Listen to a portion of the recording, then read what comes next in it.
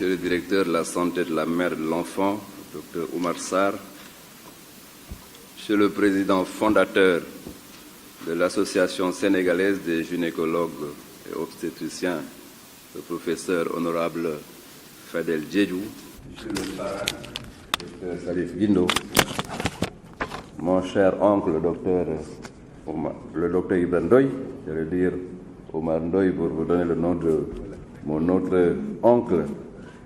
Mesdames, Messieurs, chers congressistes, c'est avec un très grand intérêt et surtout avec un grand plaisir que je viens présider cet après-midi la cérémonie d'ouverture du 10e congrès de l'Association sénégalaise des gynécologues obstétriciens et des journées franco-sénégalaises de gynéco-obstétrique. Je voudrais avant tout souhaiter la bienvenue à tous les invités de marque et adresser mes salutations les plus cordiales à l'ensemble de nos partenaires techniques et financiers ici présents.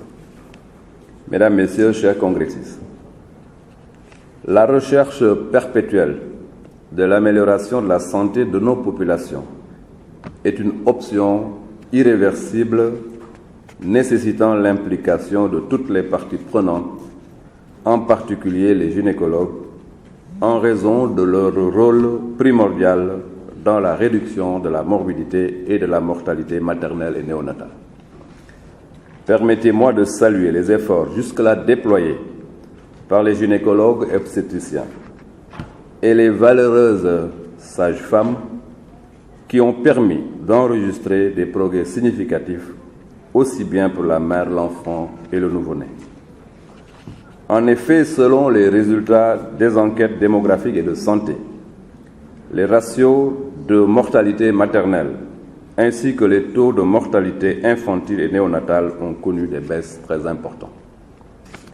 Chers congressistes, dans la perspective de l'atteinte des objectifs du plan Sénégal émergent, en phase avec ceux du développement durable, mon département s'est résolument engagé à poursuivre les efforts entamés pour l'éradication des décès maternels et néonatals évitables. Aujourd'hui, plus que jamais, j'invite toutes les parties prenantes à œuvrer ensemble pour la mise en œuvre de programmes pertinents et efficients à même de lutter efficacement contre ce fléau.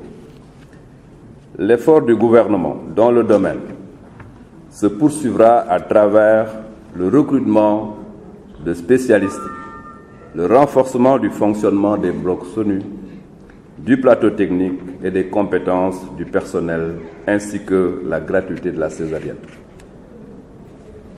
Permettez-moi de louer la tenue de vos assises à travers des thèmes pertinents, minutieusement choisis, afin de doper nos indicateurs dans le domaine de la santé de la mère et du nouveau-né. Cette rencontre de très haute facture scientifique constitue, sans nul doute, un jalon très important dans la formation continue des gynécologues et obstétriciens sénégalais. C'est pourquoi elle demeure une priorité pour notre département, le ministère de la Santé et de l'Action sociale. Au chapitre de la formation, il me plaît de rappeler que l'octroi des bourses de spécialisation en gynéco-obstétrique aux jeunes médecins sénégalais va se renforcer. J'espère qu'ils accepteront d'aller dans les zones difficiles, afin de poursuivre de façon constante le maillage du territoire. Mon département reste à l'écoute des conclusions de vos échanges et demeure convaincu qu'elles seront de très haute facture. Mesdames, Messieurs, chers congressistes, avant de terminer, je ne saurais m'empêcher de rendre un vibrant hommage au président fondateur de l'Association sénégalaise des gynécologues et obstétriciens, le professeur honoraire Fadel Diédhiou,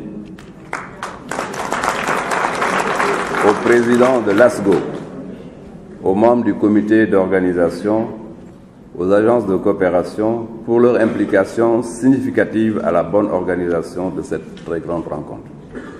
En souhaitant plein succès à vos travaux, je déclare ouvert le 10e congrès de l'Association sénégalaise des gynécologues et obstétriciens, couplé aux 3e journées franco-sénégalaises de gynécologie. Je vous remercie de votre attention.